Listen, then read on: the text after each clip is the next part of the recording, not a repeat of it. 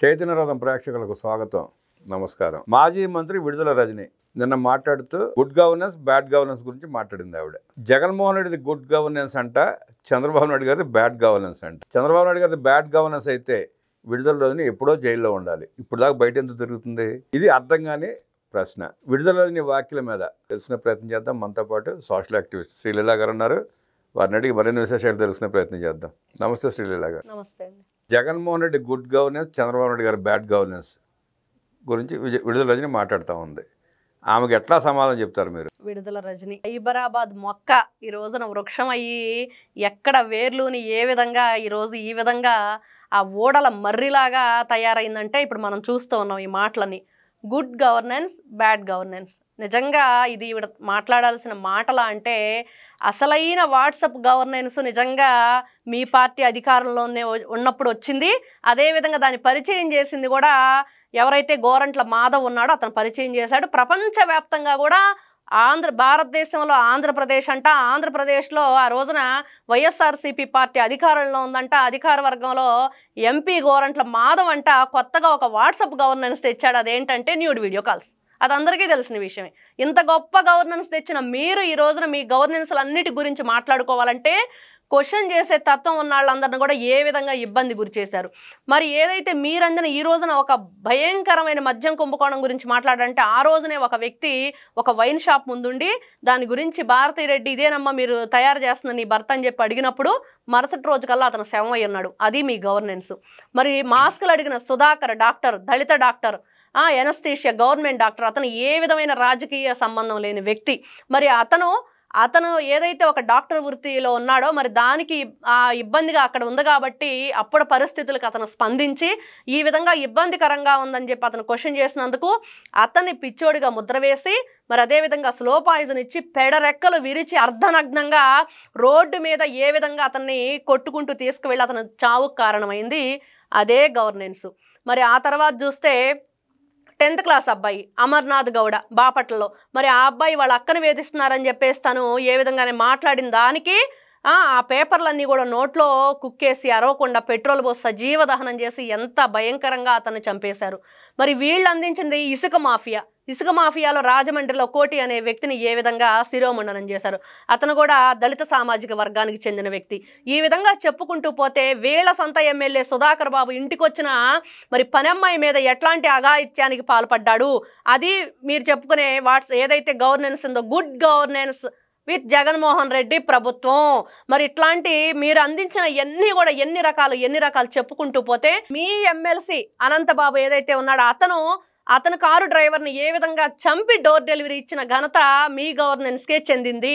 ఈ విధంగా వీళ్ళు ఎన్ని రకాలుగా 2 కోట్ల రూపాయల లంచం తీసుకొని మీరు ఏ స్థాయిలో ఉన్నారప్పుడు మరి ఒక ప్రజాప్రతినిధిగా ఉండి, మంత్రిగా ఉండి, ఎమ్మెల్యేగా ఉండి విడుదల రజనీ గారు ఏ విధంగా ఆ రోజున మరి లంచాలు తీసుకొని అదేవిధంగా ప్రజలు ఏదైతే స్థలాలు సంబంధించి మరి అటు గవర్నమెంట్కి చెప్పిన రేటు, ఇటు రైతులకు చెప్పిన రేటు, మధ్యలో మీరెంత నొక్కేశారు దాంట్లో. ఈ విధంగా చెప్పుకుంటూ పోతే ఈ రోజున మీ పార్టీ అధికారంలో ఉన్నప్పుడు ఆ రోజున ఎన్ని విధాలుగా ఏపీపీఎస్సీ ఎగ్జామ్ ఏ విధంగా మీరు ఇబ్బంది గురి చేశారు విద్యార్థుల జీవితాలతో ఏ విధంగా మీరు ఆడారంటే అది మీ గుడ్ గవర్నెన్స్. అదేవిధంగా చెప్పుకుంటూ పోతే మరి డిఎస్సి ఇచ్చారా? మరి టీచర్లను కూడా కరోనా టైంలో మందుబాబుల దగ్గర వాలంటీర్లుగా నిలబెట్టిన గనుడు జగన్మోహన్ రెడ్డి. ఎన్ని విధాలు మరి ఇసుక దగ్గర నుంచి మరి భూ కబ్జాలు సజ్జల రామకృష్ణారెడ్డి, పెద్దిరెడ్డి రామచంద్రారెడ్డి ఈ రోజున ఒక్కొక్కరిగా చెప్పుకుంటూ పోతే ఎవరైతే జగన్మోహన్ రెడ్డి కజిన్ ఉన్నాడో మదన్ మోహన్ రెడ్డి అని రకరకాల అందరూ కూడా ఇష్టానుసారంగా అడవులను కూడా నరికేసి క్రూర మృగాలు సంచరించే దగ్గర మీరు కూడా వన్యప్రాణులు కూడా ఉండటానికి వీల్లేదు, అంతకంటే క్రూరమైన మనుషులు మేము ఉండాలి అక్కడ అన్నట్లుగా అక్కడ కూడా వాటి స్థావరాలని లేకుండా చేసి మీరు స్థావరం ఏర్పరచుకొని మీరు ఏ విధంగా ఆ రోజున రాక్షస పాలన అందించారు. నిజంగా మీ గవర్నెన్స్ గురించి చెప్పుకోవాల్సిందే.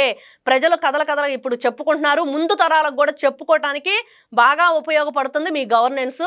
విడుదల రజనీ మాట్లాడిన మాటలు నిజంగా ఈ రోజున నువ్వు ఒకప్పుడు ఎక్కడ పుట్టావు, మరి అదేవిధంగా ప్రతిపాటి పుల్లారావు గారు గతంలో ఈవిడ ఏ విధంగా మాట్లాడింది, ఈవిడ గురువు, మరి ఈవిడ రాజకీయాల్లో రావడానికి ఆయనే మరి నాంది పలికాడు ఆ రోజున. ఆ వ్యక్తిని కూడా ఏ విధంగా ఈవిడ దుయ్యబట్టిందంటే ఇట్లాంటి వ్యక్తులు తిన్నింటి వాసాలు లెక్క పెట్టేవాళ్ళు, ఇట్లాంటి వ్యక్తులు, స్త్రీ జాతి ఏ విధంగా కళంకంగా చెప్పుకునే వ్యక్తులు వీళ్ళు ఈ రోజున అన్యాయం అక్రమని ఏదైతే రాహు స్వభావులు ఏ విధంగా అరిచారో ఆహా లక్ష్మణ ఆహా సీత అన్నట్లుగా వీళ్ళ ఆహాకారాలు వినిపిస్తున్నాయి ఈ రోజున రాష్ట్ర ప్రజలకి. ఖచ్చితంగా వీళ్ళ వీరంగం వినోదంగానే ఉంది కానీ ఎవరు కూడా జాలి పడట్లేదు, దయ చూపించట్లేదు. ఇదైతే మనం ఖచ్చితంగా చెప్పుకోవచ్చు. అంటే ఆవిడ దృష్టిలో డ్వాక్రా మహిళలు విజయవాడ ధర్నా చేస్తే పోలీసులతో కొట్టించాడు, అమరావతి రైతులు పాదయాత్ర చేస్తూ ఉంటే పోలీసులతో కొట్టించాడు. అది గుడ్ గవర్నెన్స్ అనుకుంటుంది ఖచ్చితంగా. వాళ్ళు ఆవిడ పస్మరు భూములు ఆక్రమించుకుంటే పోలీసులు మాట్లాడలేదు, జగన్ రెడ్డి మాట్లాడలేదు. అట్లా ఉంటాం గుడ్ గవర్నెన్స్ అనుకుంటాను. చిత్తూరు జిల్లా తిరుపతిలో డాక్టర్ని ఎట్లా కొట్టారో చూసాం, లేడీ డాక్టర్ని. అది గుడ్ గవర్నెన్స్ అనుకుంటుంది.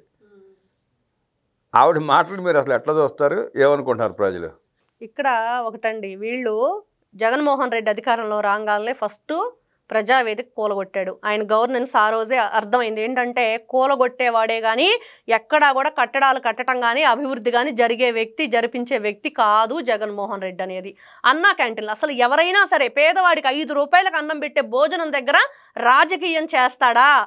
మరి అదే నీ తండ్రి పేరు నీ పేరో పెట్టుకొని దాన్ని కంటిన్యూ చేయొచ్చు కదా. మరి మీరు దోచుకోవటానికి దాచుకోవటానికే మీ డబ్బులు మీకే ఇదైపోతున్నాయి కాబట్టి అన్నా క్యాంటీన్లు నడిపించే సత్తా లేదు. అదేవిధంగా పేరు మార్చైనా సరే మీరు నడిపించుకునే సాహసం కూడా మీరు చేయలేదని చెప్పేసి ఇక్కడ మనం చెప్పుకోవచ్చు.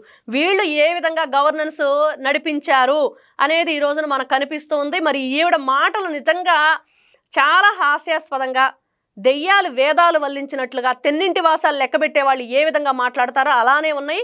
ఈవిడ మాటలు ఈ రోజున పట్టించుకునే వాళ్ళు కదా, కనీసం చెవి పెట్టి వినేవాళ్ళు కూడా లేరు. ఇదైతే ఎవరైతే విడుదల రజని మొన్న చూసాం, వాళ్ళ సొంత అనుచరుడు శ్రీకాంత్ రెడ్డిని ఒక దొంగ అతని మీద కేసులు ఉన్నాయంటే నీ కారులో దాచి మరి నువ్వు బయట నిలబడి ఏ విధంగా సిఐ గారితో నువ్వు వాగ్వివాదానికి దిగావు.